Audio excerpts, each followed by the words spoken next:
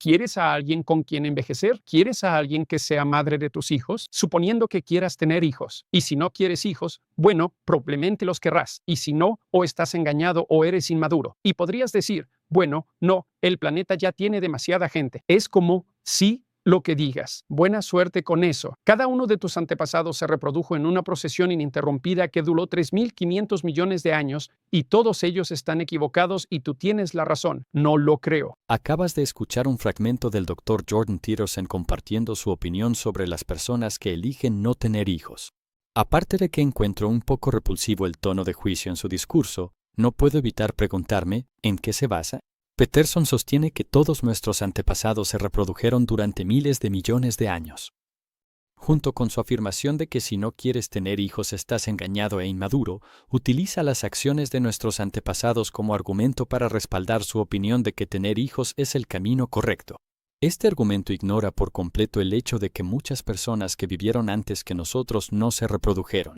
¿Estaban todas esas personas equivocadas? Personas como Isaac Newton, Ludwig van Beethoven, Leonardo da Vinci y Jane Austen estaban todas equivocadas, engañadas e inmaduras. Mientras que, al mismo tiempo, mi exvecino de abajo que fumaba marihuana, vivía de la asistencia social, tenía 4 hijos y un quinto en camino, y tiraba pañales y cigarrillos por el balcón. Ese es, entre comillas, ¿el correcto? Aclaremos algo. No estoy en contra de tener hijos. No estoy en contra del matrimonio. Para nada. Contra lo que me rebelo es contra el fenómeno de los deberías saber, deberías ser y deberías hacer, muchas veces basados en argumentos cuestionables. Estoy cuestionando a esas personas que hablan desde una posición de autoridad, diciéndole a los demás qué hacer y cómo vivir, y que si no haces lo que dicen, eres un iluso, inmaduro, equivocado, malvado, tóxico, raro, lo que sea. Pero cuando la sociedad cree que algo es bueno, ¿eso necesariamente significa que es verdad? ¿Está mal vivir la vida de manera diferente? ¿Y cómo es la vida cuando vamos contra la corriente?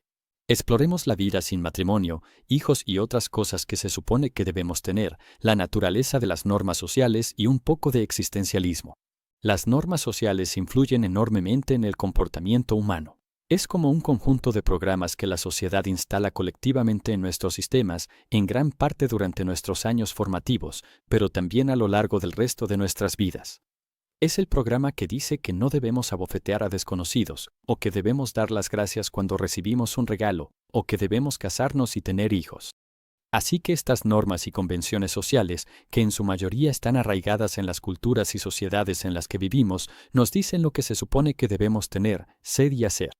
A menudo vemos que si una persona no cumple con estas normas, al menos en gran parte, entonces es vista como un bicho raro, un extraño, y a veces incluso como una amenaza. Pero, solo porque algo es la norma, ¿eso automáticamente significa que es buena idea seguirlo? Exploremos, por ejemplo, la idea de que uno debe tener hijos. De nuevo, aparte de que tener hijos es un hecho natural, y yo diría que también es natural no tenerlos, también es una norma en la mayoría de las sociedades. No ha sido durante mucho tiempo. Aunque los tiempos están cambiando, la mayoría de la gente generalmente lo considera un paso que eventualmente damos en la vida. También es una norma hacer esto dentro del marco de una familia. Así que, en general, la gente considera que encontrar pareja, casarse y tener hijos es el camino correcto a seguir. Por supuesto, esto varía según el país, el grupo religioso, etc. En los Países Bajos, por ejemplo, el matrimonio es menos común hoy en día que en, digamos, Indonesia. Y supongo que los ateos generalmente se casan con menos frecuencia que los musulmanes. Pero aún así, tener hijos es lo normal. Es un paso esperado en la vida de una persona. ¿Pero eso significa que tener hijos es mejor que quedarse sin ellos? Volvamos al pasado, al periodo justo después de la Segunda Guerra Mundial, la época en que mis abuelos estaban a punto de formar una familia. En ese entonces, tener hijos era tan habitual que el pastor local visitaba su casa cada año para ver si venían nuevos bebés. Él era como el Jordan Peterson local de esa época, avergonzando a la gente para que tuviera hijos, no llamándolos ilusos e inmaduros si no lo hacían, sino malos cristianos, lo cual, especialmente para mi abuela, que era muy religiosa, resultaba una táctica de vergüenza bastante efectiva. Ella terminó teniendo 11 hijos, lo que resultó en innumerables nietos, entre los que me incluyo. En cuanto a expandir la población, un objetivo comprensible justo después de la guerra, Tener 11 hijos es un gran logro. Sin embargo, las razones económicas también jugaron un papel. Cuantos más hijos había, más manos podían contribuir a los ingresos familiares.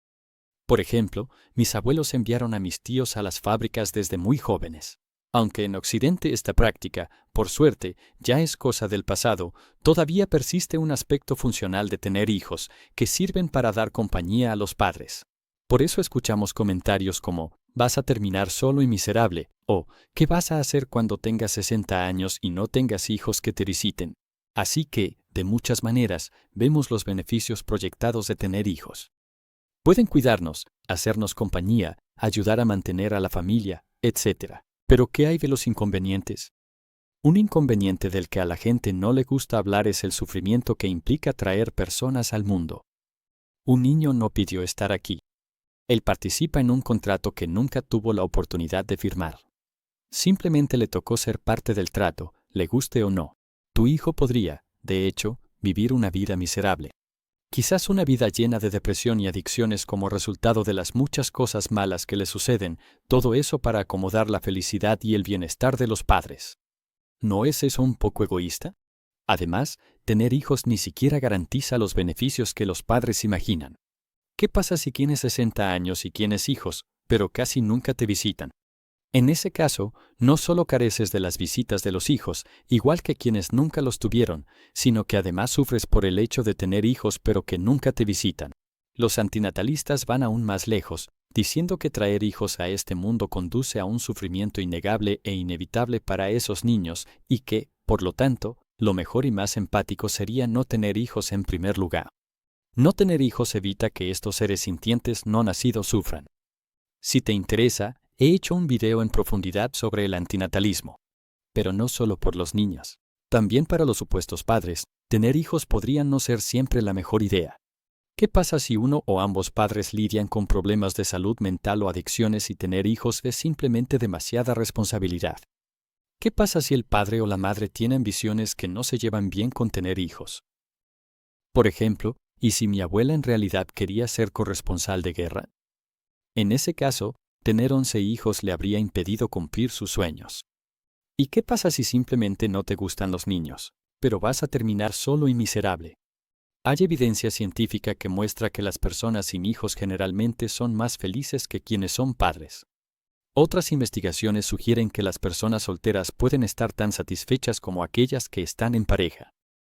Cito, en un estudio publicado en 2022, se encuestó a cientos de hombres y mujeres sobre qué hace atractiva la vida de soltero y calificaron como los principales beneficios el tener más tiempo para sí mismos, poder enfocarse en sus metas y no tener a nadie más dictando sus acciones. Fin de la cita. Eso ya es suficiente razón para que yo cuestione el valor de las normas sociales y culturales. No me trago la idea de que, solo porque todo el mundo hace algo, eso tiene que ser bueno. Toma como ejemplo la búsqueda desenfrenada de estatus y la llamada relevancia en las plataformas de redes sociales hoy en día. ¿Para qué sirve realmente eso? ¿O qué tal la supuesta necesidad de tener una casa enorme o un coche caro? ¿Y si grabar videos de uno mismo bailando con el sostén de tu hermana en TikTok se vuelve la norma social, ¿eso significa que beneficia el bienestar de alguien? Mi respuesta, no necesariamente. Que algo sea una norma no significa que sea beneficioso. Lo que la sociedad generalmente piensa que deberíamos tener no siempre es lo mejor para el individuo. Pero incluso si algo funciona para la mayoría, ¿eso significa que funciona para todos, siempre y en todas partes? Y además de eso, ¿significa que las personas que no cumplen con estas normas merecen ser avergonzadas, culpadas y ridiculizadas? A algunas personas quizá les convenga más tomar un camino diferente. Algunas personas prefieren no dejar que las normas y convenciones sociales definan cómo viven. Piensa en cualquier frase del tipo, se supone que debes casarte y formar una familia. Es tu responsabilidad tener hijos. Si no quieres hijos, eres inmaduro y estás engañado. ¿Qué tienen en común estas afirmaciones? Todas provienen de una idea sobre cómo se supone que debemos vivir, como si nuestras vidas tuvieran propósitos específicos, como si alguien o algo nos hubiera diseñado para hacer algo, así como los humanos diseñaron un tenedor para comer. De hecho, Creamos un tenedor con el propósito específico de comer, así como diseñamos una casa con el propósito de darnos refugio. La humanidad ha diseñado montones de cosas así, cosas que cumplen la función para la que las creamos, lo cual está muy bien, pero ¿deberíamos tratar nuestras vidas de la misma manera? ¿Nuestras vidas cumplen un propósito innato, como casarse y tener hijos? Cuando la gente dice cosas como, mira, los humanos estamos aquí para hacer esto y aquello, la razón por la que existimos es para reproducirnos, estamos aquí para ser felices, se supone que debemos vivir bien y ser buenos con los demás, normalmente me da un poco de vergüenza ajena. O sea, ¿cómo lo sabes? ¿Quién te dijo cuál es el propósito de la existencia humana? Es fantástico que tengas tanta confianza en esto. La gente se ha estado preguntando esto durante miles de años y usted acaba de resolver, sin ayuda de nadie, una de las preguntas filosóficas más profundas. Bravo. Dejando a un lado el sarcasmo, es bastante común que la gente haga este tipo de afirmaciones. Y en lo que respecta al propósito de la vida, la religión también ofrece su granito de arena. Creencias como, estamos aquí para servir a Dios, estamos aquí para honrar y adorar a Dios y seguir sus mandamientos, o estamos aquí para escapar del ciclo de renacimientos, son muy comunes en el ámbito religioso, y muchos se adhieren a estas ideas. Afirmaciones como estas implican que tenemos un propósito innato, una misión divina a la que deberíamos dedicar nuestras vidas. Pero el filósofo existencialista francés Jean-Paul Sartre creía que no tenemos ese propósito innato. Según él, los seres humanos no llegamos a este mundo con metas específicas y predeterminadas, de la misma manera en que los tenedores sirven específicamente como herramientas para comer. Él creía que la existencia precede a la esencia, lo que significa que primero existimos y luego la esencia de nuestra existencia viene después. Somos como lienzos en blanco y depende de nosotros cómo los llenamos. Así que no estamos diseñados para algo en particular. Venimos a la existencia y algo viene después. Si seguimos la línea de Sartre, inmediatamente nos encontramos con un conflicto ante cualquier afirmación que nos diga lo que deberíamos ser, tener o hacer.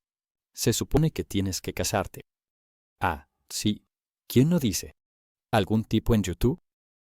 En cambio, desde el punto de vista de Sartre, te casas porque así es como quieres darle sentido a tu vida.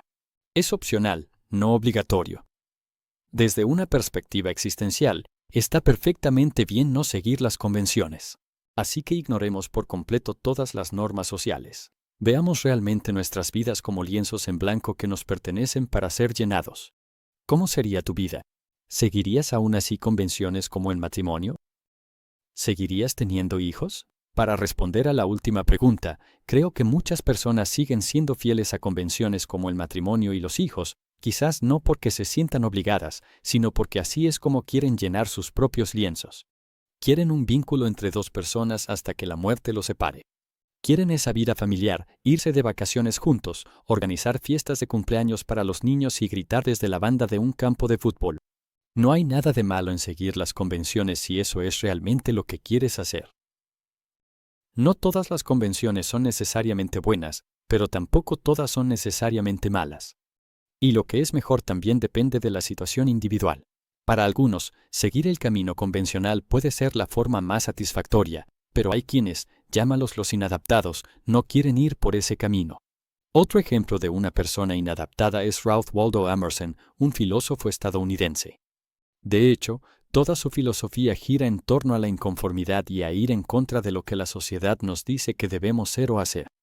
Él creía que las reglas y convenciones de la sociedad a menudo restringen la libertad individual y no necesariamente benefician al individuo. Por lo tanto, al tomar decisiones, los seres humanos siempre deberían usar su propia intuición en lugar de seguir al rebaño.